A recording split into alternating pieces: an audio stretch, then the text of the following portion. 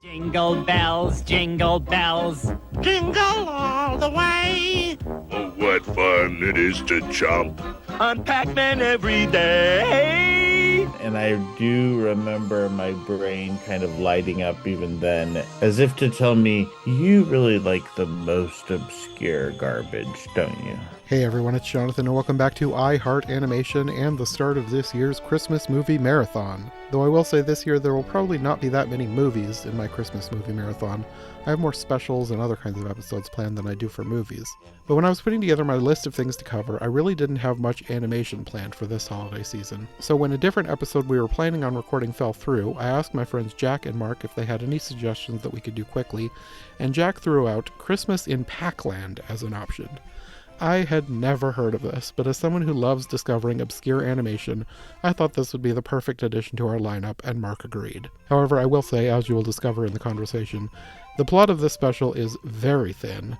So thin that I'm going to guess that half this episode is talking about other favorite animated Christmas specials instead. Normally I cut those kinds of tangents to be part of the extended version on Patreon, but I figured this is going to be short enough. I might as well make the extended version the regular version, because it's only going to be about a half an hour anyway. So, Jack, you'll have to tell us how you knew about this special. Is this something you grew up with? Because I had never heard of it before you suggested it. Yes, I suppose that it is. I remember one Christmas season they were doing some kind of cartoon marathon with Christmas specials, and somehow I was parked in front of the television, and many of the specials were ones that I was familiar with, and that I think many people would be familiar with from the standard canon of Christmas specials that were on in the 90s. But I think as we got deeper into the marathon, we got to some of the more obscure material. And this came on, and I do remember my brain kind of lighting up even then, like as if to tell me, you really like the most obscure garbage, don't you? Because that's really how I responded to this. And then, yeah, I guess I have always loved it for its obscurity. That's kind of what I was wondering, because as I was watching this, I was thinking, like, yeah, I could see why this has faded into obscurity, because for me, like, I like finding obscure stuff to watch, especially Hmm. obscure animation. But this feels like a one and done for me. Like, I doubt I'll ever watch this again. Like, it wasn't bad, but it was just like, yeah, well, this is pretty much exactly what I thought it was. Because, like, when someone might say there's the Pac-Man Christmas special, my immediate thought is, what can a Pac-Man Christmas special be? Pac-Man is just a shape that chases ghosts, and the ghosts chase him, and they try and eat each other. Like, how Right, is that a thing? And that's kind of what this was. Like, there right, wasn't a ton of plot to it, except for the whole now you got to save Christmas because Santa lost the presents that happens to so many different Christmas specials. right, totally. I feel like the plot drivers come from the Christmas side, not from the Pac-Man side. Yeah, the Pac-Man plot, they they had more than, even though it was only like 20 minutes, that they kind of made it drag because there's a whole section where it's just Pac-Man and the ghosts chasing each other, like to eat each other, I guess. Like they Yep, call it chomp chomping. each other. It Hmm. was like, what is this? This is so weird. It's like Well, tag, but more deadly. mm, well, I take it you haven't watched any of the ongoing series, the 44 episode series. No, I was vaguely aware that there was an animated series, but I had never looked into it beyond just knowing that it existed. Yeah, and neither of you. And I haven't, I knew it existed, but I also never saw the show. Yeah, I guess it's most famous not for any part of like the contents of the show, but because it was the first cartoon based on a video game in Oh, history. really? Yeah, I Hmm. did read that. Yeah. But it is bad. It is not good. I guess to be fair, in the 80s, I can't think of many cartoons that would have been made of a video game at the time. Yes, this ran from 82 to 83, and I guess my understanding is that right after it started, there were a few more cartoons based on video games, but it was the first. I can't imagine like a cartoon Pong. That'd be Right. something. There weren't a lot of options, right? Yes. And even this, it was stretching the This idea would of what you could get out of this. exactly. This at least had characters that people were somewhat aware of, at least those who went to arcades. Right. Yeah, even so, I still don't see how anyone saw Pac-Man and thought, here's a thing we can turn into a cartoon. Like, Mario and Zelda make more sense. Like, those games, I don't know what year those came out, but they make more sense to turn into a narrative cartoon. For Pac-Man sure. makes no sense to me. I think we're just forgetting how like popular Pac-Man was like in its heyday. Yes, So I I think think it's that's just right. I think it's just sorry, I think it's just like capitalizing on what's popular. And apparently, one thing that I learned just in reading a little bit before this episode, apparently just an incredible number of people watched the show. Not just the Christmas special and the Halloween special, but the There's a two Halloween seasons special. of the yes, there's also a Halloween special. Oh I wow. believe it's profoundly similar to this. You know, the jumping and putting the pack prefix in front of everything and power pellets, etc. But yeah, a ton of people watched it. It was rare. It was extremely successful, which is really hard to imagine. But you know, it was a different time, and I think, like you were saying, Pac-Man was just extremely profitable IP. Like people were just crazy for him. And I think 80s cartoons in generally too. There wasn't a lot of competition. Like this is like pre like the Disney Afternoon Renaissance and stuff like that. Mm, right. This is very early 80s. It is Hanna-Barbera. It doesn't look as good as some of their kind of A-string stuff, but apparently Hanna-Barbera did a lot of Christmas specials for their different properties. Yeah, I know there's like a Flintstones one. I never seen that. I know there's a Yogi Bear one, and I know Jetsons has one. I don't know if it's actual special or just an episode. Hmm. And then Scooby Doo has a bunch of Christmas related episodes of the many many shows. When did Hanna-Barbera start? Like, they had a period of time where they kind of like fell off. Is this around that time? Because they started in the 60s, so about the 80s. I think this is kind of coming to the end of their heyday. Okay. So Pac-Man killed them. My God. Newsflash: Pac-Man kills Hannah Barrera. Film at 11. Were there Christmas specials in your youth that were, I don't know, not the obvious ones? I don't feel like my family watched a lot of Christmas specials. We watched a few Christmas movies, like Hmm. the Jim Carrey Grinch for whatever reason. Whenever that came out, that became a favorite. There was briefly Miracle on 34th Street, though that one wasn't one that we went back to a lot. But I Which one, the know original? the original, well, the remake was sort of the first movie I ever saw in a theater because my aunt took us when I was a kid. The Richard Attenborough one. Yeah. Which I don't, the only thing I remember about that is going to the theater. I do not remember the movie at all. I just know that that was the first movie that I ever saw in a theater. It's pretty good. I remember the original more than that because I think we Mm, watched it more like on video. okay. Yeah, and for me, I don't celebrate Christmas, but I do like watching like Christmas specials and stuff. So for me, like Jonathan and I did episode on this actually, but like what I would watch every Christmas is I was a big fan of Arthur, this PBS show, and Hmm. they Arthur had a special called Arthur's Perfect Christmas. It was like an hour long musical special Hmm. about his Christmas. So that was what I was always looking forward to every Christmas because every Christmas they would show it on PBS. I was like, and I would be so excited to watch it. Hmm. I guess I watched a lot. I feel like there was a lot of Charlie Brown and are they claymation? There's kind of The those, Rankin Bass Rankin ones. Bass. uh-huh. I don't think they're claymation, but they're stop But they're motion. stop motion. Yeah, Mm. right. Those were ones I like. I probably watched those. I don't. they weren't a thing like every year we must watch them. Like I maybe saw them once. I remember I did not like Rudolph. I thought it looked Mm, weird. But my cousins loved them. They loved the Charlie Brown. Like I'm surprised that that wasn't a favorite of mine because I loved Charlie Brown strips. I had books of Peanuts comic strips. mm, I always looked for them in the newspaper. I didn't really care about the cartoons very much. I don't know why.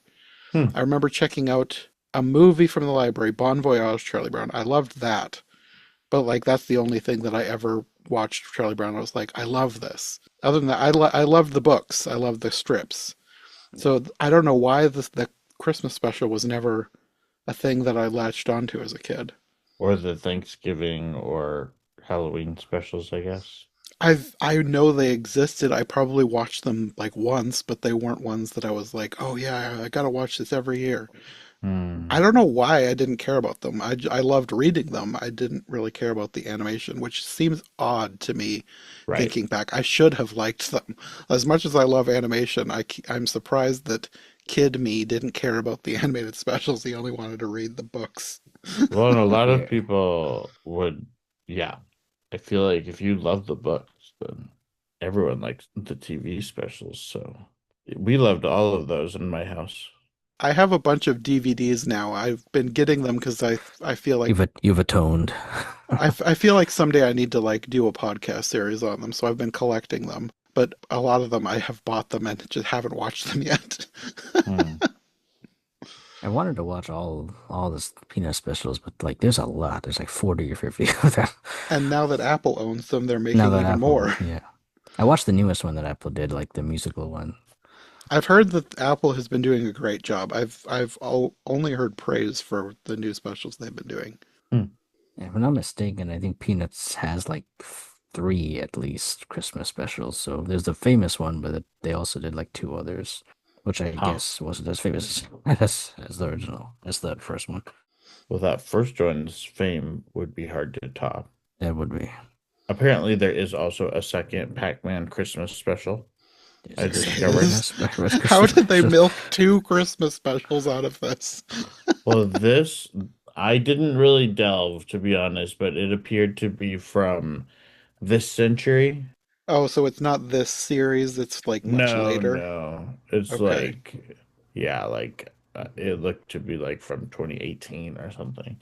Based on, I'm sure, some other iteration of a TV show that didn't quite take off. I didn't Just even realize there was a recent Pac-Man show. I knew there was a Pac-Man series in the 80s. I did not realize there was a more recent series. Me I mean, neither. and there's always games coming out.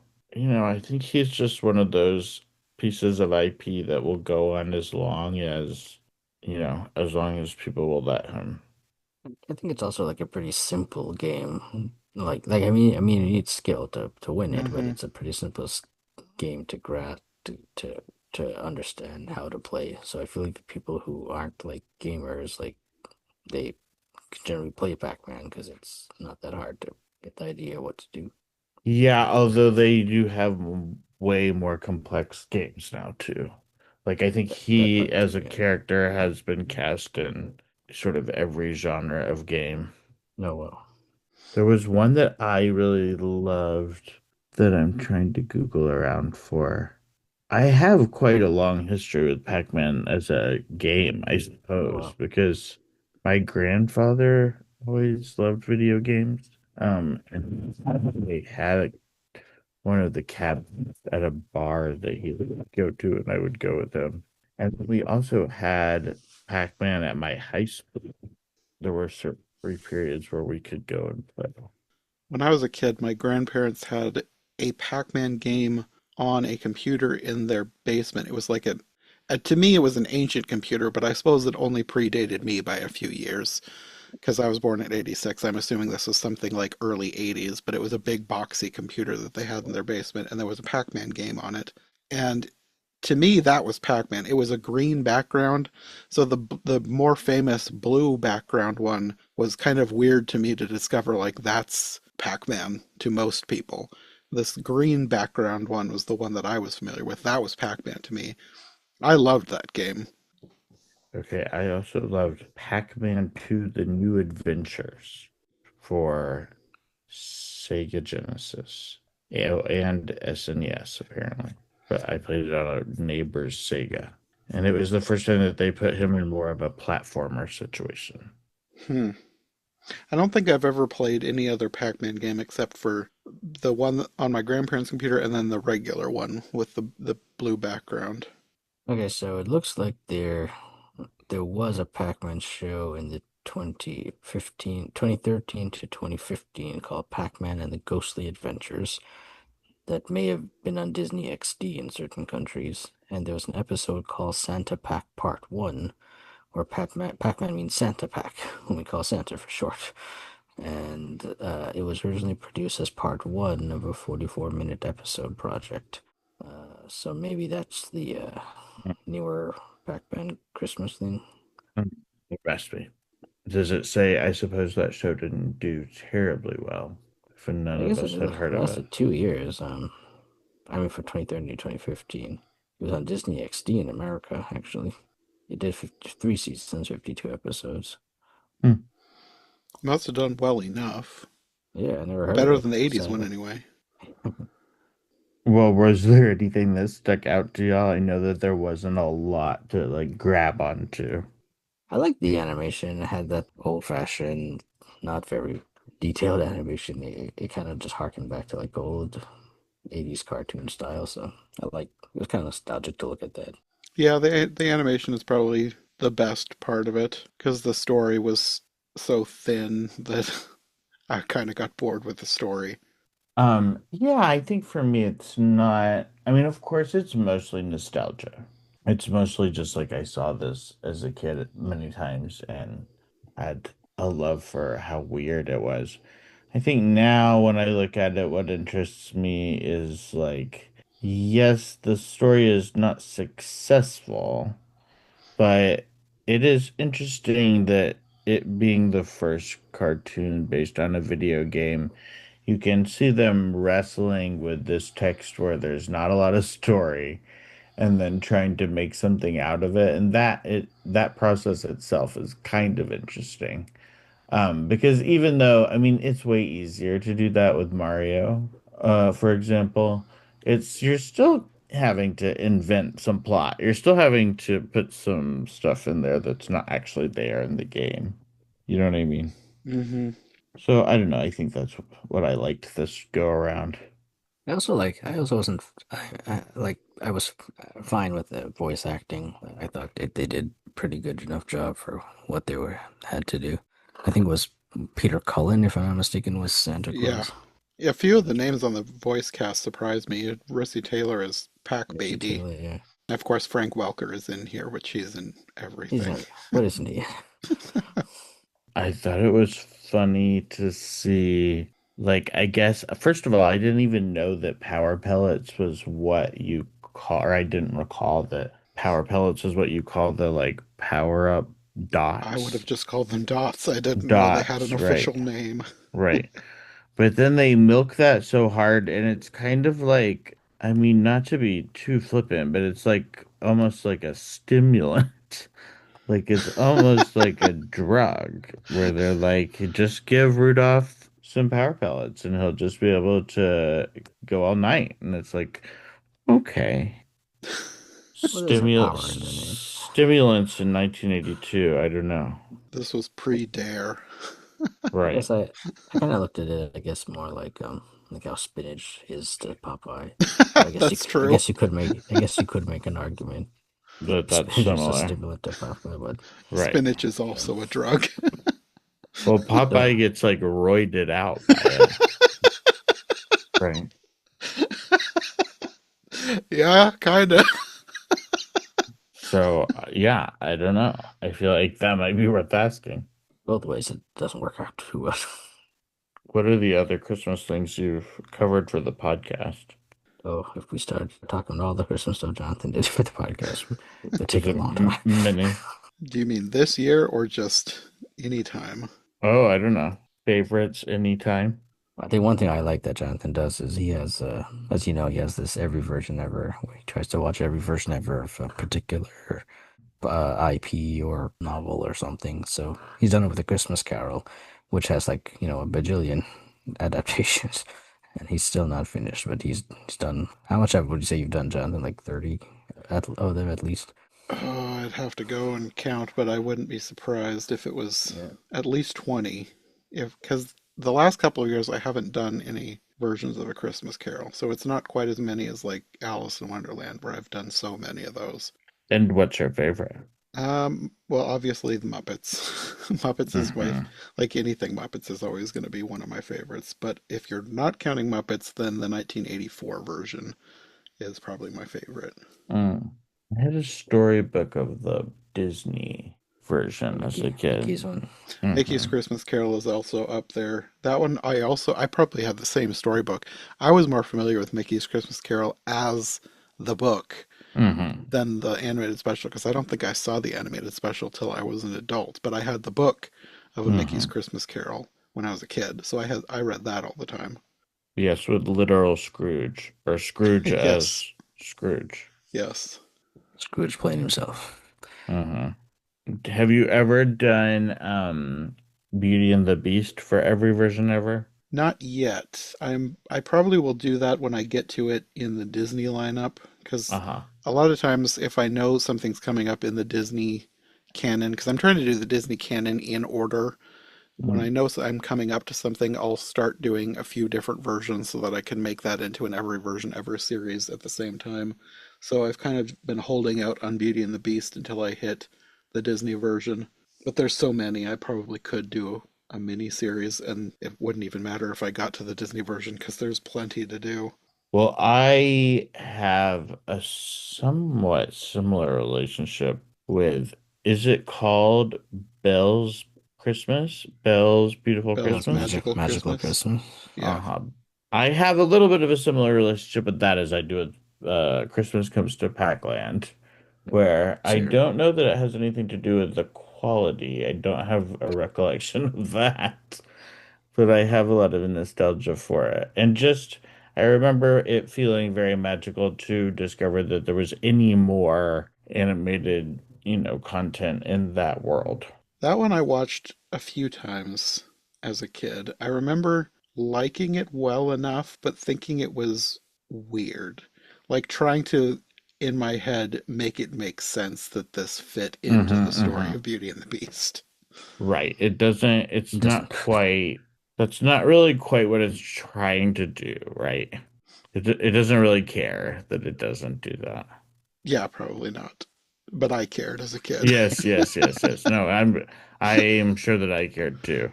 And I do think I had a kind of theory about when it could be, but it didn't really make sense. So, yes, Beauty and the Beast, the Enchanted Christmas is how they market it now. Oh, yeah. There's a different one.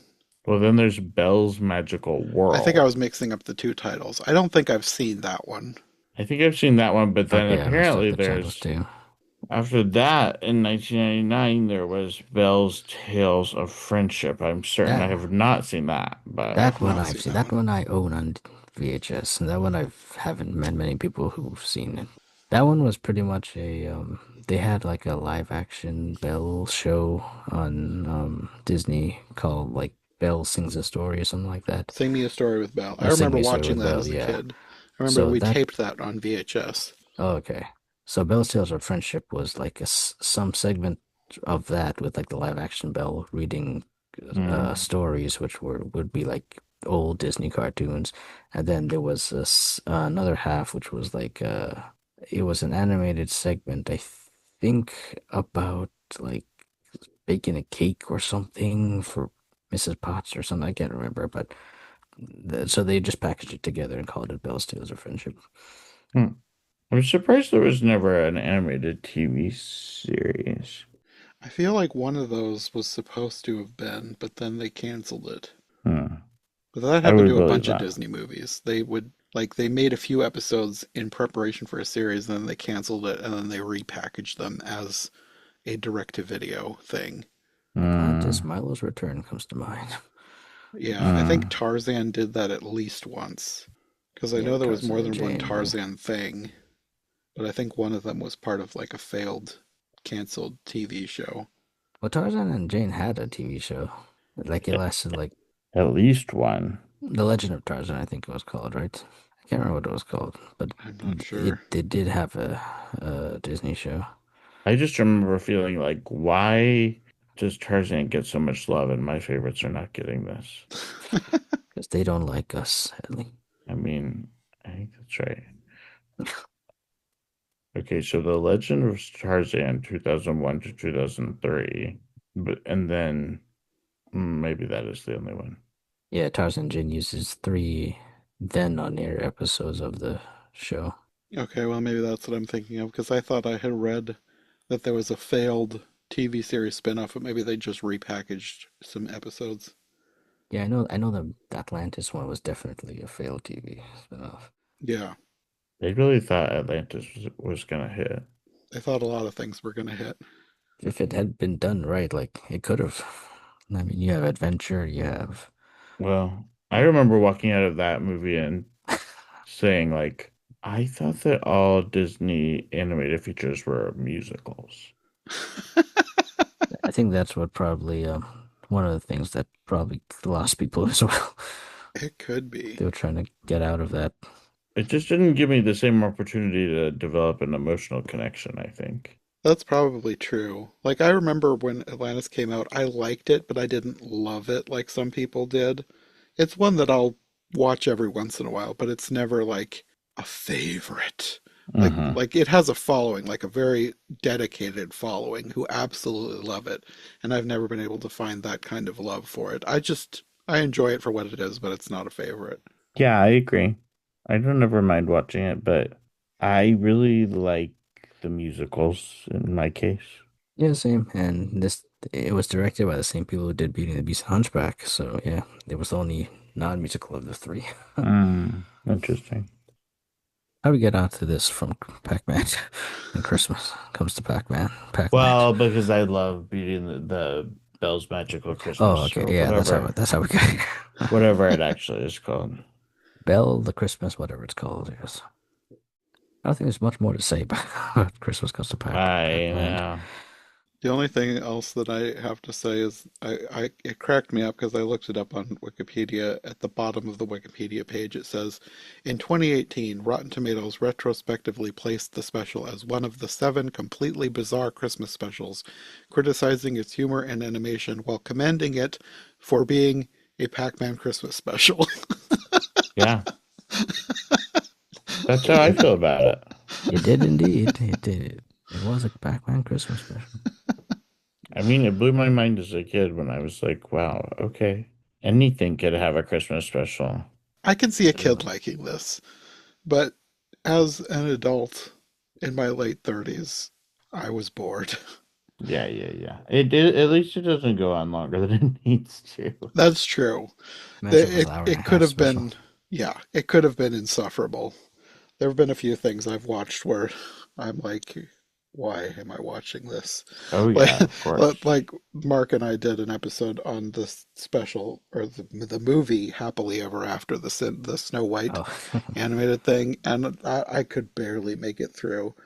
Like I said when I was recording with Mark, I was like, this is making me question why I even have an animation podcast. Mm. I Oh think, yes, this 1989 one.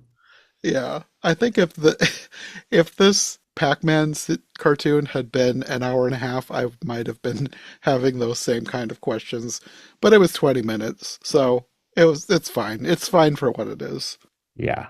It was definitely people trying to imagine a plot related to a holiday out of a video game with almost nothing happening.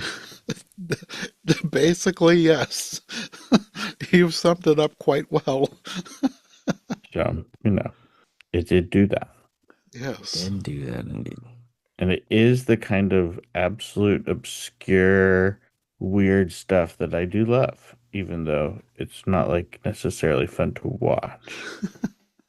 That's fun to see That's obscure animation. Yeah, that's fine.